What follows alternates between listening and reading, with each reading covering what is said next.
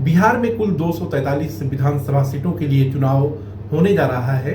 उनमें से एक सीट जिस पर इस समय चर्चा ज्यादा हो रही है और सबकी नजर है वो है मोकामा विधानसभा सीट। मोकामा विधानसभा से जन स्वराज की तरफ से पीयूष प्रियदर्शी, जेडीयू मतलब एनडीए गठबंधन की तरफ से अनंत सिंह और आरजेडी की तरफ से सूरजभान सिंह की पत्नी बीड़ा देवी चुनावी मैदान में है। दरअसल दुलार चंद नाम के एक शख्स की हत्या होती है, वो कन्वेसिंग के दौरान ही हत्या होती है। आरोप अनंत सिंह पर लगता है और अनंत सिंह इस समय पटना के बेऊर सेंट्रल जेल में है।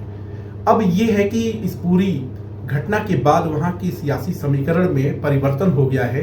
अब इसका फायदा किसको मिलेगा, किसको नुकसान होगा, यह तो देखने वाली बात है। लेकिन आम चर्चा हो गई है कि कहीं ना कहीं मोकामा का जो एक नेचर है, कैरेक्टर है, वो अगड़ा बनाम पिछड़ा में परिवर्तित होते जा रहा है। यहाँ पर बता दें कि मोकामा विधानसभा सीट में सबसे ज्यादा 80,000 भूमिहार मतदाता हैं और सूरजभान सिंह की पत्नी बीड़ा देवी और अनंत सिंह दोनों एक ही समाज से आते हैं, भूमिहार समाज से आते हैं।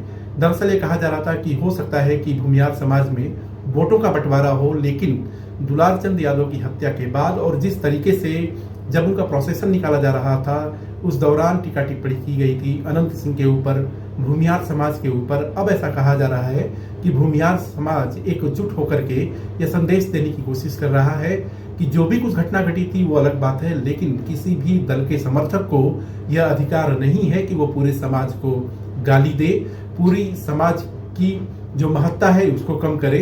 यानी कि मोकामा का जो समीकरण है अब बदलता हुआ नजर आ रहा है।